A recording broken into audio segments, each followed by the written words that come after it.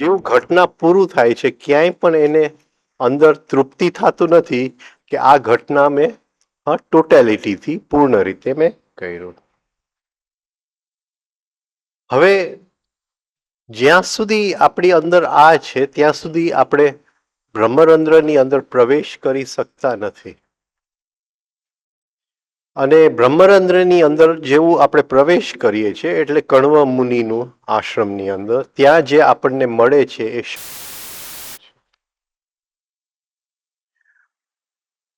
શકુંતલા એટલે પક્ષી. પક્ષી જ્યારે આકાશમાં ઉડે છે ત્યારે કોઈ પણ પદચિહ્ન છોડતું નથી. એટલે પક્ષી એ એક પ્રતીક છે કે કંઈ પણ અહીંયા શેષ બચતું નથી. હવે હરેક એક્શન હરેક ઘટનાની અંદર ટોટેલિટી છે, પૂર્ણતા છે.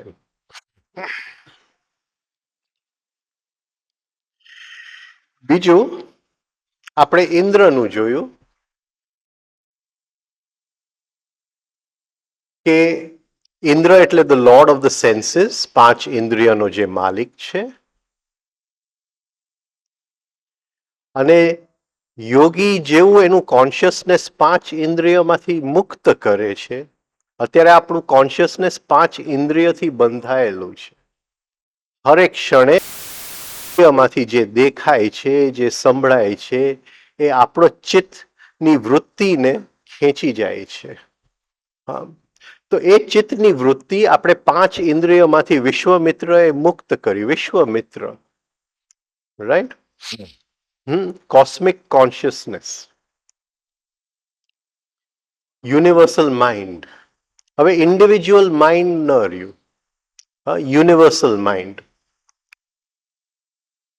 તો એમાંથી મુક્ત કર્યું. ત્યાં મેનકા આવે છે એને એક્સાઇટ કરવા માટે. ફરીથી એ જે ચિત્તની વૃત્તિ ઇન્દ્રિયોમાંથી મુક્ત થઈ હતી એને ફરીથી ઇન્દ્રિયોનો આધીન કરવા માટે મેનકા આવે છે. મેનકા એટલે મેન્ટલ એફર્ટ, મનમાંથી. હા, મેન્ટલ એફર્ટ. એટલે આ જે લગ્ન થાય છે મેન્ટલ એફર્ટ અને કોસ્મિક કોન્શિયસનેસ, એ બેઉના લગ્ન, હા, જે રૂપ જે બાળા થાય છે એનું નામ શકુંતલા. અને શકુંતલા આપણે જોયું પક્ષી અને શક્યતા. જે આપણી અંદર જે શક્યતાઓ પડેલી છે એ ફલે એનું નામ શકુંતલા. હવે દુષ્યંત શકુંતલાથી બહુ જ આકર્ષાય છે.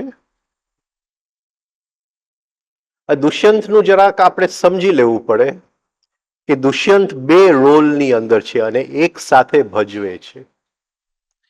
એક એનું હાયર કોન્શિયસનેસનું રોલ, અને બીજું એ જે પોતાની જાતને કોન્શિયસલી નીચે ખેંચાવા દે છે. આપણને એ જ આપણે જેમ પ્રેમની અંદર પડીએ છીએ એ પ્રેમમાં નથી પડતો. એ પોતાની જાતને અલાવ કરે છે, હા, પોતાની જાતને છોડી દે છે પ્રેમ કરવામાં પડવા માટે. એટલે એની માટે એ કોન્શિયસ એક્શન છે, એ વોલન્ટરી એક્શન છે. એટલે એ શકુંતલાને કહે છે. હવે આપણે જે શકુંતલા એટલે શક્યતા, અને એ શક્યતાને જે મળે છે એ પ્રયત્ન દુષ્યંત. અને પ્રયત્ન હવે એને એવું કરવું છે કે જે શક્યતાઓ શકુંતલાની અંદર પડેલી છે એ બહાર નીકળી આવે. એ એનો લક્ષ્ય છે. અને એ લક્ષ્ય તરફ જવા માટે એ આ એક જાતનો રોલ હવે દુષ્યંત ભજવશે, એ આપણે જોઈ લઈએ. એટલે એ લીલા રમે છે. એ શકુંતલાને કહે છે કે હું તારા પ્રેમમાં પડી ગયો છું, અને આપણે લગ્ન કરી લઈએ. તો શકુંતલા કહે છે કે મારા પિતા બહાર ગયા છે, એની આપણે રાહ જોઈએ. તો ને ખ્યાલ આવે છે કે આ જે કન્યા છે એને ખૂબ સાધના કરેલી છે, પણ હજી ટોટલી પિતાના આધીન છે, કણ્વ ઋષિના આધીન છે.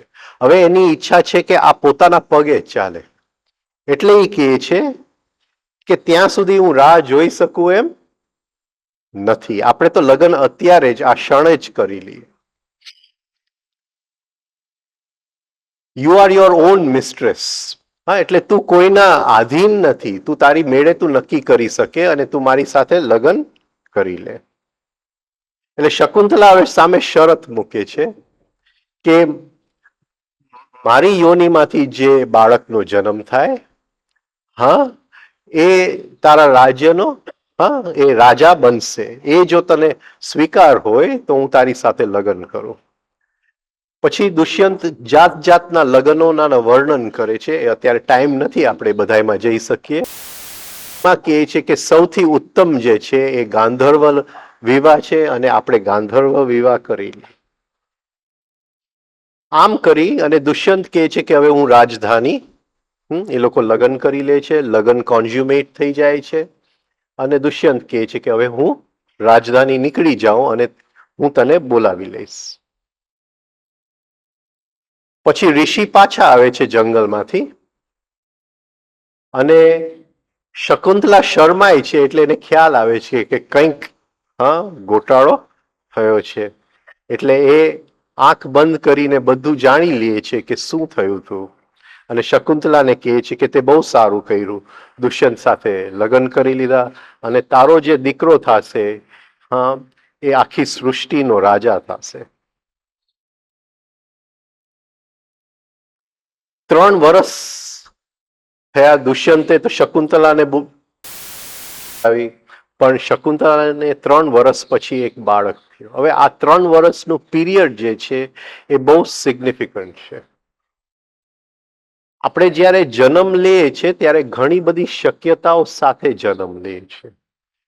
લગભગ મૃત્યુ વખતે એ બધી શક્યતાઓ અંદર શાંત પડેલી હોય છે, એમાંથી થોડીક શક્યતાઓ વ્યક્ત થઈ શકે છે. બાકીની બધી શક્યતાઓ શાંત પડેલી હોય છે, એની સાથે આપણે મૃત્યુ પામી જાય છે.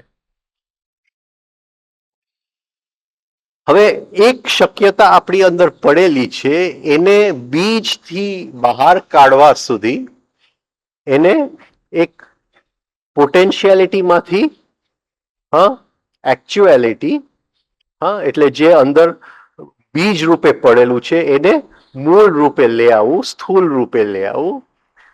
3 વર્ષનો પીરિયડ છે અને એ 3 પડે. આપણી પાસે ધીરજ નથી. આપણે એક ધ્યાનની વિધિ આજે કરશું તો 3 મહિનામાં ફેંકી દેશું કે આ કંઈક કરવા જેવું નથી. પણ કંઈ પણ કરીએ તો એ જ્યાં સુધી 3 વર્ષ આપણે કરતા નથી ત્યાં સુધી એની જે પોટેન્શિયાલિટીમાંથી એકચ્યુઆલિટીનું એ એક યાત્રા આપણે પૂરી નથી કરતા, એ સાયકલ પૂરી નથી કરતા. એટલે 3 વર્ષ પછી એને એક બાળકનો જન્મ થાય છે.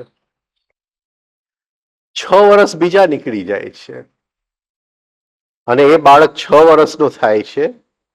એ 6 વર્ષનો હતો એટલે વાઘ, સિંહ બધાની સાથે લડીને એને હરાવી શકતો હતો.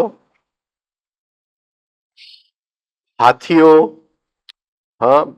બફેલોઝ, એ બધાને હરાવી શકતો હતો. એ ઝાડને એના મૂળમાંથી ઉખેડી શકતો હતો. એનું નામ હતું સર્વદમન. સર્વદમન who overpowers all, જેને બધાય ઉપર વર્ચસ્વ છે, જે બધાયને દમન કરે. એની અંદર તાકાત હતી, બલ, જય હતું, વિક્ટરી અને ઓજસ હતું. આપણી જે સેક્સ એનર્જી છે એના 3 રૂપ છે, શુક્ર, વીર્ય અને ઓજસ. શુક્ર એટલે ફિઝિકલ, વીર્ય એટલે સાયકિક, ઓજસ એટલે સ્પિરિચ્યુઅલ. જ્યારે સેક્સ એનર્જી રહેતી નથી, સબ્લિમેટ થઈ જાય છે. સેક્સ એનર્જી ટ્રાન્સફોર્મ થાય છે તો શુક્રમાંથી વીર્ય થાય છે, રૂપાંતરિત થાય છે. પણ જ્યારે એ રૂપાંતરિતમાંથી મ્યુટેટ થાય છે, એક નવી વસ્તુ બને છે, સબ્લિમેટ થાય છે, એમાં કંઈક મેટામોર્ફોસિસ આવે છે, ત્યારે ઓજસ બને છે. ઓજસ એટલે પ્રકાશ. હા, તો આ એની અંદર ઓજસ હતું. આ ત્રણ વસ્તુ એટલે શકુંતલા અને દુષ્યંત ખૂબ પ્રયત્ન અને શક્યતા એ બે વચ્ચેનું જે મિલન, એમાંથી જન્મેલું બાળક સર્વદમન ટોટેલિટીનું એક બાળક જન્મે છે. એનામાં ઓજસ છે એટલે આપણે ખ્યાલ આવે છે કે એની સેક્સ એનર્જી એક્સાઇટમેન્ટમાંથી મુક્ત હતી. હવે એ વ્યક્તિનું સેક્સ એનર્જી કોઈ પણ બહારની ઘટના, વ્યક્તિ કે વિષય એને એક્સાઇટ ન કરી શકે, એમાંથી મુક્ત થઈ ગયું છે. એ 6 વર્ષનો થયો એટલે ઋષિને થયું કે આ બાળકે એના પિતા પાસે જવું જોઈએ. એટલે થોડા જે આશ્રમમાં એમના શિષ્ય હતા એને ભેગા કરી અને કીધું કે શકુંતલા અને આ સર્વદમનને તમે જે દુષ્યંત રાજા છે એની પાસે મૂકી આવો. ત્યાં રાજાના દરબારમાં ગયા અને શકુંતલાએ રાજાને કીધું કે ઓ કિંગ, હે રાજા, this is your son born through me when you had consummated your marriage to me in the ashram of the rishi Kanva. હા, એટલે આ તારો દીકરો છે. હા, આપણા થકી જન્મ લીધું છે જ્યારે તે મારી સાથે લગ્ન કર્યા હતા કણવ ઋષિના આશ્રમમાં. એને રાજકુંવર યુવરાજ તરીકે તમે એને એક્સેપ્ટ કરો, એને સ્વીકાર કરો. હવે આપણે જોયું કે પહેલેથી દુષ્યંત એક ગેમ રમતો હતો અને એ રોલ એવો રમતો હતો કે શકુંતલાની અંદર જે શક્યતાઓ હતા પડેલી હતી એ બહાર નીકળી શકે. એટલે હવે અહીંયા પણ એને ખ્યાલ છે કે આ બધું મેં કરેલું છે, છતાંય હવે એ જુદી રીતે વર્તન કરશે. હવે માણસની અંદર સૌથી મોટી જે નબળાઈ છે એ સેલ્ફ લવ છે. સેલ્ફ લવ ઉપર તો લેક્ચર ને લેક્ચર આપી શકાય. અહમ ભાવ, સેલ્ફ લવ. માણસને ગમે પોતાની વાત કરવી, માણસને ગમે કે બધા લોકો એને ધ્યાન આપે. કંઈ પણ માણસને ગમે કે એના નામનું બધું સારું થાય, કોઈ પણ એના નામને જરાક કાંકરો મારે તો એને સહન નહીં થાય. આ એક સેલ્ફ લવ જે છે એનામાંથી મુક્તિ આપણને મળતી નથી. જિંદગી આખી પ્રયાસ કરે છે. જોવાનું એ છે કે ઇવન વ્યક્તિ ખૂબ મહેનત કરે, કદાચ એને સત્યનું દર્શન પણ થાય, એનલાઇટનમેન્ટ પણ આવે, તો એ સેલ્ફ લવ છૂટતું નથી. અને એ જો એનલાઇટનમેન્ટ પછી પણ જો એ સરખું ધ્યાન જો તો એ સેલ્ફ લવ એનલાઇટનમેન્ટને ખાઈ જાય છે, મારી નાખે છે. તો આ સેલ્ફ લવ જે છે એની ઉપર હવે દુષ્યંત કાકરો ફેંકે છે શકુંતલાની ઉપર. એ કહે છે કે એ પડેલી સન્યાસી, તું કોની પત્ની છે કે તું કહે છે કે તું મારી પત્ની છે? હું તને ઓળખતો નથી, તું અહીંથી ચાલી જા. હવે એને ક્રોધ આવે છે અંદર. એટલે પહેલું એને કાકરો મારે છે સેલ્ફ લવ ઉપર, પછી અંદરથી હવે ક્રોધ આવે છે. શકુંતલા એકદમ ચોંકી ગઈ, એને ચક્કર આવવા માંડ્યા, એનો બેલેન્સ પણ ગયું. એ લગભગ બેભાન થવાની તૈયારીમાં હતી. એને આંખ લાલ થઈ ગઈ હતી, એના હોઠ ફફડવા માંડ્યા, ગુસ્સો એકદમ અગ્નિની જેમ પ્રજ્વલિત થઈ ગયું. એવું જાણે એને કંઈ નથી થયું. એટલી એનામાં કંટ્રોલિંગ શક્તિ હતી. અને બધી એની જે સાધનાની તપની બલ હતું એ રાખી અને પોતાની જાતને સ્થિર રાખ્યું અને રાજાને સામે જવાબ આપ્યું. અને એકદમ નેરો આઈઝ થી, સાર્કેસ્ટિક આઈઝ, સાર્કેસ્ટિકલી એક્ઝેક્ટલી મને ગુજરાતી શબ્દ આપણે કે તિરછી નજરે એ રાજાને જોવા માંડી. ઓ કિંગ, હે રાજા, કે તારો હૃદય અને તારો જીવ એ બંનેને સત્ય ખબર છે. પણ તું કેમ, why do you act ignorant? હા, ઇગ્નોરન્ટ એટલે જે જાણતો નથી. તું કેમ ઇગ્નોરન્ટ એક્ટ કરે છે? અંદરના આત્મા બધું જાણે છે, એનાથી કંઈ પણ છુપાયેલું નથી. એ બધી વસ્તુનો એ દ્રષ્ટા છે.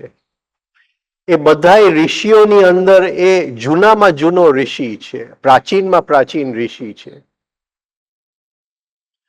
તું એને ઓળખતો નથી, પણ એની હાજરીમાં તું જૂઠ બોલી રહ્યો છે. લોકોને એમ થાય છે કે જીવનમાં જૂઠ બોલવાથી ચાલ્યું જાય છે, પણ હું એક તપસ્વિદ ઋષિની દીકરી છું અને તને કહું છું કે દેવો જે છે, અને દેવોમાં સૂર્ય, ચંદ્ર, વાયુ, અગ્નિ, આકાશ, પૃથ્વી, જલ, હૃદય અને યમ, દિવસ રાત્રિ, બંને સંધ્યા અને ધર્મ, આ બધાયને મનુષ્યની હરેક કૃત્યનું જ્ઞાન છે. જેમ આપણું શરીર 5 તત્વથી બનેલું છે, આપણું જે સાયકિક નેચર સૂક્ષ્મ શરીર 5 તન્માત્રથી બનેલું છે, એમ આપણું જીવ કઈ વસ્તુથી બનેલી છે? તો જીવ 2 વસ્તુથી બનેલી છે, અને એક છે આત્માનો પ્રકાશથી બનેલો છે, અને એ આત્માનો પ્રકાશ વ્યક્ત થવા માટે જુદી જુદી રીતે વ્યક્ત થાય છે. એટલે જુદા જુદા પદાર્થની અંદર, આ પદાર્થોને દેવ કહેવાય, જે પદાર્થોની અંદર જે દ્વારા આત્માનો પ્રકાશ જીવરૂપી વ્યક્ત થવા માંગે છે.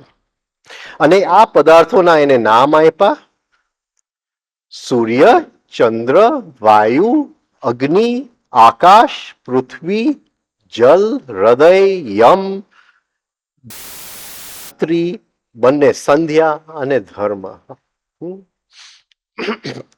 હવે જીવ અને આનો સંબંધ ખૂબ ગહેરો વિષય થઈ જાય, પણ આપણે એટલું સમજી લઈએ કે આટલી એનર્જીઝ જે છે જીવમાં પડેલી છે, ઓરિજિનલ શક્તિઓ જીવમાં પડેલી છે. હવે અહીંયા શકુંતલા એક બહુ જ ગહેરી વાત કરે છે કે જ્યારે હું જૂઠ બોલું છું, કોઈ પણ અસત્ય બોલું છું, આ જે અંદર આ 11-12 એનર્જીસ પડેલી છે, જેનાથી જીવ બંધાયેલો છે, એ એનર્જીસની અંદર ડાઘ પડી જાય છે. માણસના અહમને એમ થાય છે કે કઈ ન થયું, લે હું ખોટું બોલ્યો તો કઈ થયું જ નહીં, મને કઈ વાંધો આવ્યો જ નહીં. હા, પણ અહમ તો બેભાન છે. અહમને દેખાતું નથી કે એ એક અસત્ય બોલ્યો તો જીવની યાત્રા મોટી બાધા આવી ગઈ, કારણ કે જીવ જે શક્તિઓથી બંધાયેલું હતું, એ શક્તિઓની અંદર એક જાતની ઇમ્પ્યોરિટી, અશુદ્ધિ આવી ગઈ. ફરીથી દુષ્યંત એક્ટેડ ઇગ્નોરન્ટ. ઇગ્નોરન્ટ એટલે અજાણ.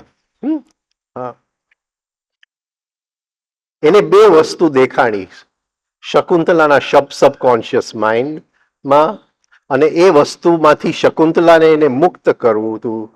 અને શકુંતલાની અંદર ઘણી બધી શક્યતાઓ હતી, એટલે વિઝડમ, જ્ઞાન પડેલું હતું, પ્રજ્ઞા પડેલી હતી, એ એને બહાર નીકળવા દેવું હતું. અહીંયા શકુંતલા કહે છે કે દુઃખનું કારણ શું છે? દુઃખનું કારણ જૂઠ બોલવું, કે જેવું જૂઠ બોલાય છે, અંદરની જે ઓરિજિનલ શક્તિઓ છે થાય છે, અને એ અશુદ્ધ શક્તિઓ જીવનમાં દુઃખને આમંત્રણ આપે છે. એટલે અહીંયા એ બહુ ગહેરી આ વાત કરે છે.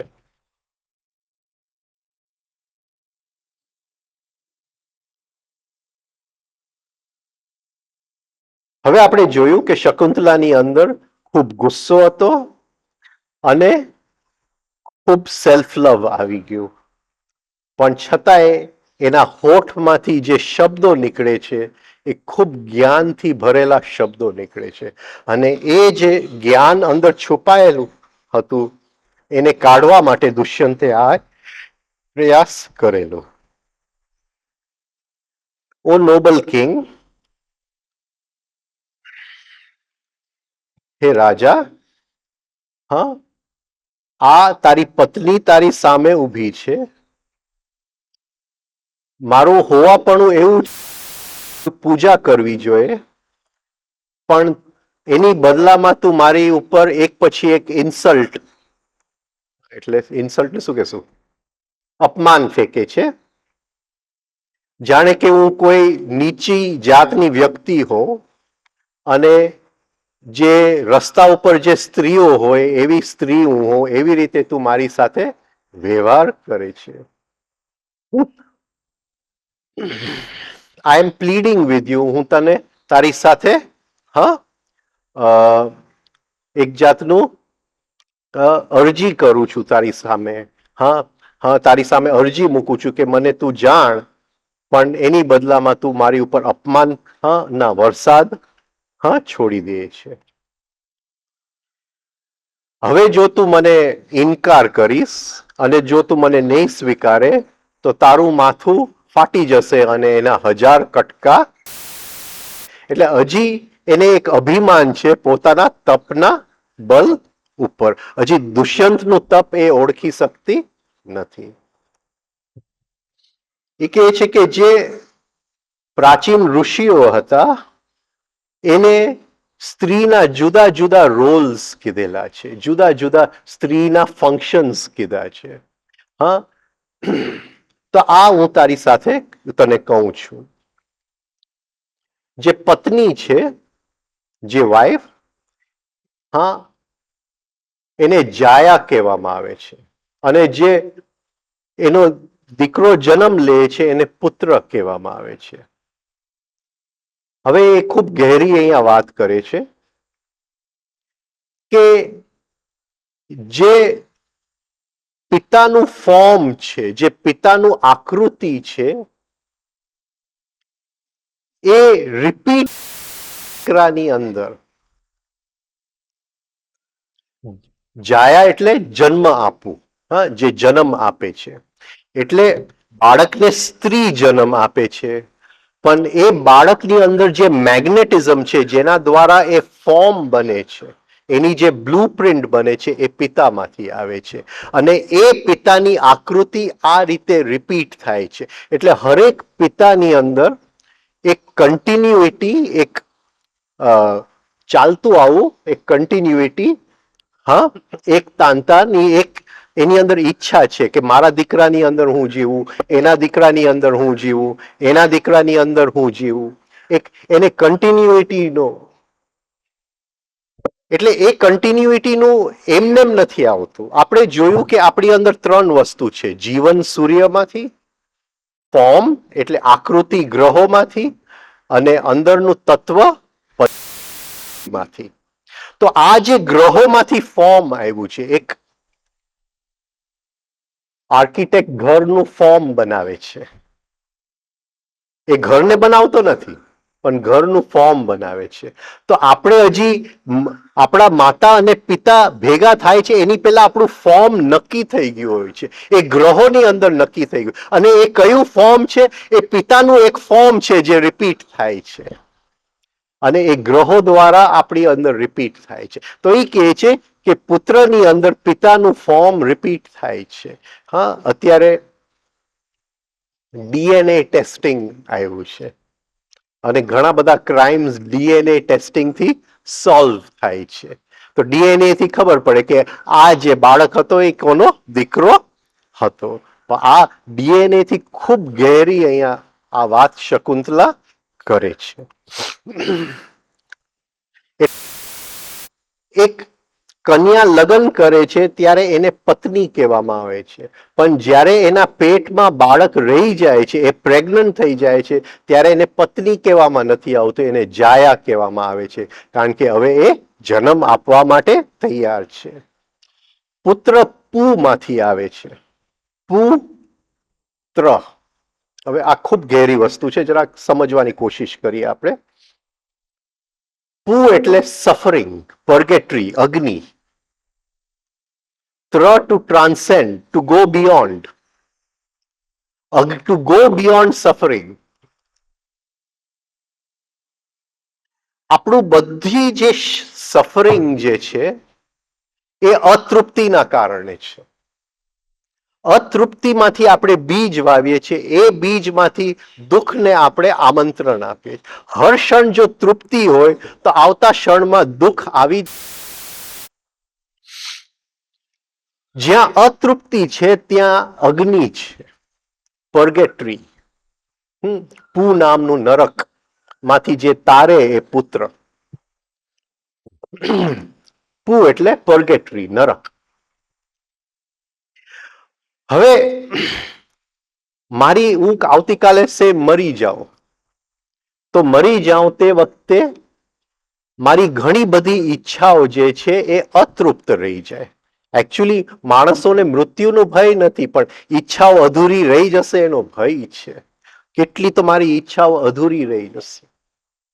તો મારું જે જીવ છે એ ક્યાંક ચાલ્યું જશે, જે પદાર્થ છે એ પૃથ્વી પાછું લઈ જશે, પણ જે ફોર્મ જે છે એ પુત્રમાં રિપીટ થશે.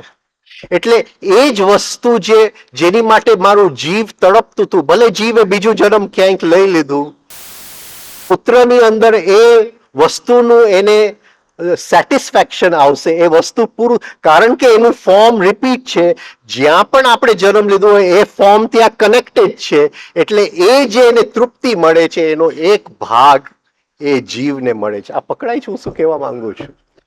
કે આપણે ત્રણ વસ્તુ છે, પૃથ્વી, ફોર્મ આકરણી અને જીવન. જીવન ચાલ્યું ગયું, ફોર્મ રિપીટ થયું. કોની અંદર રિપીટ થયું? પુત્ર. પુત્ર એટલે પુ નામના નરકમાંથી જે તારે. પણ કઈ રીતે તારે? પુ નામના નરકમાં. હવે આપણું જે ફોર્મ હતું એ પુત્ર પાસે પડેલું છે. હવે ઘણી બધી આપણી જે વાસનાઓ અતૃપ્ત રહી ગઈ છે એ પુત્ર પૂરું કરશે, પણ પુત્રની અંદર ફોર્મ કોનું છે? આપણું. એટલે એ જે તૃપ્તિનો અમુક અંશ આપણને અસર કરશે જ્યાં પણ આપણે હશું. આપણું ફોર્મની સાથે કનેક્ટેડ છે. એટલે પુત્રને કહેવાય છે કે જે પુ નામના નરકમાંથી જે તારે છે. પછી કહે છે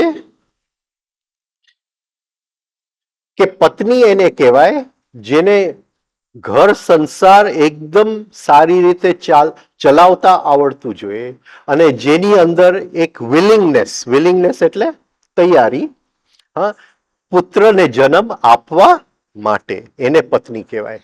એટલે કોઈ કે મારે છોકરાઓ નથી જોતા ખાલી, તો એને પત્ની ન કહેવાય. અહીંયા એ ડેફિનેશન આપે છે, જેનું લાઈફ ફોર્સ એના પતિ ઉપર સેન્ટર્ડ છે. જેનું સેન્ટરિંગ ક્યાં છે? એના પતિ ઉપર. આપણે 10 મિનિટ વધારે ચલાવશું. 10 મિનિટ વધારે ચલાવશે. પૂરું કરી લો. પત્ની જે આવે છે એ પા માંથી આવે છે. પા એટલે ટુ નરેશ, પીવડાવવું. પાણી પીવડાવવું. એટલે જે એના પતિને હર ક્ષણે નરેશ કરે છે, જે એને ચેતના આપે છે, હર ક્ષણે પીવડાવે છે અને એને હેલ્થ, નરેશને શું કહેશું ગુજરાતીમાં? પોષણ આપે છે, પોષણ આપે છે. પછી એ વાઇફનું રોલ, પત્નીનું એક રોલ, એ બીજું નામ આપે છે ભાર્યા. ભ્રૂમાંથી આવે છે. ભ્રૂ એટલે ટુ ફિલ, ટુ પરવેડ, ભરવું, ભરથરું, અ લીડર, અ સપોર્ટર. હવે એ શું લીડ કરી શકે? શું લીડ કરી શકે? હવે બે શક્તિઓ છે. એક શક્તિ જેનું બીજ ખાલી સ્ત્રી પાસે છે, એટલે સર્જનનો જે ક્રિયા છે એનું સિક્રેટ, એની જ્ઞાન એ ખાલી સ્ત્રી પાસે છે, પત્ની પાસે, રાઈટ? પણ મૃત્યુનું જ્ઞાન કોની પાસે છે? પતિ પાસે. એટલે બાળકને જન્મ કોણ આપે છે?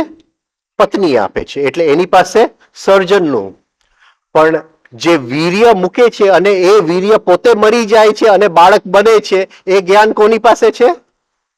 પુરુષ પાસે. અને જે પૂર્ણતા છે, જે પૂર્ણ છે, એ આ બે વસ્તુનું મિલન છે, મૃત્યુ અને સર્જન. એટલે બે અડધા અડધા છે. એક પાસે સર્જનનું રહસ્ય છે અને એક પાસે શરણાગતિનું રહસ્ય છે.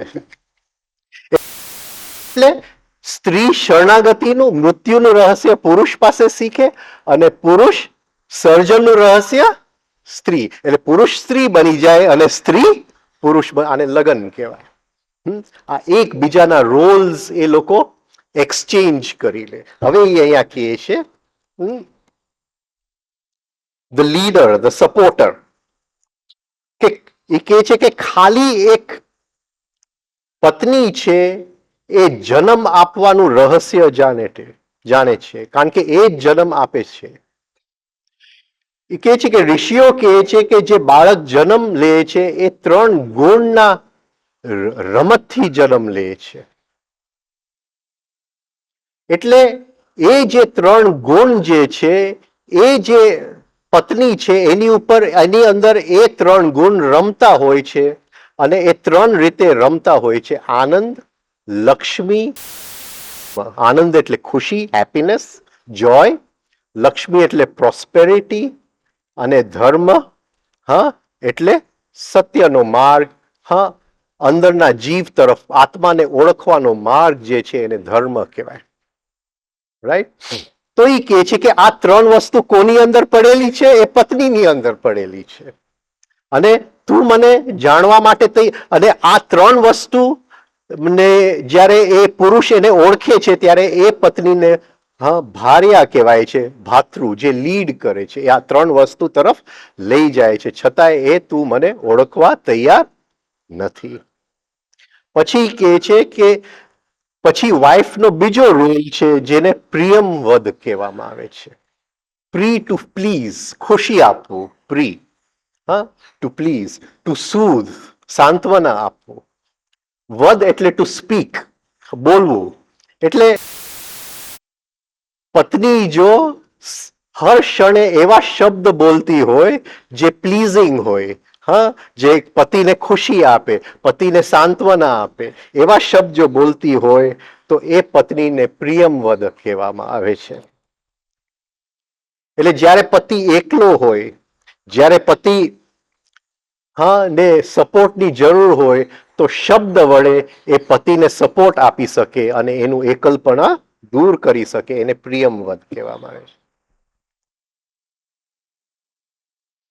જ્યારે પતિને ધર્મના માર્ગ ઉપર ચાલવા માટે અમુક યજ્ઞ કરવા પડે, જ્યારે પતિ બીમાર પડી જાય અને એને બીમારીમાંથી કાઢવો પડે, આ બધાની અંદર એ જે પત્નીનું રોલ છે એને પ્રિયમવદ કહેવામાં આવે છે. અને છેલ્લે એ એક રોલની વાત કરે છે, કાંતા. આ કામમાંથી આવે છે. એટલે હરેક પતિનો ઇનરમોસ્ટ ડિઝાયર છે કે મારે તૃપ્ત થવું છે, પૂર્ણ થવું છે, અને એ ડિઝાયર જે ફૂલફિલ કરે છે પત્ની, જ્યારે એને પૂર્ણનું ડિઝાયર ફૂલફિલ કરે છે ત્યારે એને કાંતા કહેવામાં આવે છે. એની કામના પૂરું કરે છે. અને એ કાંતાના રોલમાં એ 3 વસ્તુ આપે છે પતિને. એ છે રતિ, ફુલફિલમેન્ટ, તૃપ્તિ, રતિ, પ્રીતિ, પ્રેમ, અને ધર્મ, નેચરલ લો ઓફ કન્ટિન્યુટી. હવે કારણ કે આ 3 વસ્તુ એ કહે છે કે સ્ત્રીની અંદર છે, એ પડેલી જ છે સ્ત્રીની અંદર. કઈ 3 વસ્તુ? રતિ, પ્રીતિ અને ધર્મ. તો સ્ત્રીનું કોઈ દિવસ કે અપમાન થઈ શકે નહીં. તમે જો સ્ત્રીનું અપમાન કરો, એ અપમાન, કારણ કે એની અંદર આ 3 વસ્તુ પડેલી છે, એ અપમાન ફરીને તમારી ઉપર પાછું આવશે. એટલે જે લોકો એની પત્નીને સરખી રીતે ટ્રીટ નહીં કરતા હોય, બીજા સ્ત્રીઓને સરખી રીતે ટ્રીટ નહીં કરતા હોય, ગાળું આપતા હોય, એની પત્નીને મારતા હોય, તો એ લોકોને નક્કી જ છે કે એના જીવનમાં ખૂબ દુઃખ, ખૂબ સફરિંગ સિવાય કંઈ આવી જ ન શકે. કારણ કે જેની અંદર રતિ, પ્રીતિ અને ધર્મ છે એ જ વસ્તુને એ ગાળ આપે છે, એને ઠોકર પાટું મારે છે, એનાથી દૂર ભગાડી દે છે. અને જ્યાં સુધી આપણે સ્ત્રીઓને, પુરુષ સ્ત્રીને સરખી રીતે સાચવી શકતો નથી ત્યાં સુધી એનો મોક્ષ નક્કી નથી, મોક્ષ શક્ય નથી, કારણ કે એ જ મોક્ષને એ દૂર ભગાડી દે છે. હજી દુષ્યંત માનતો નથી.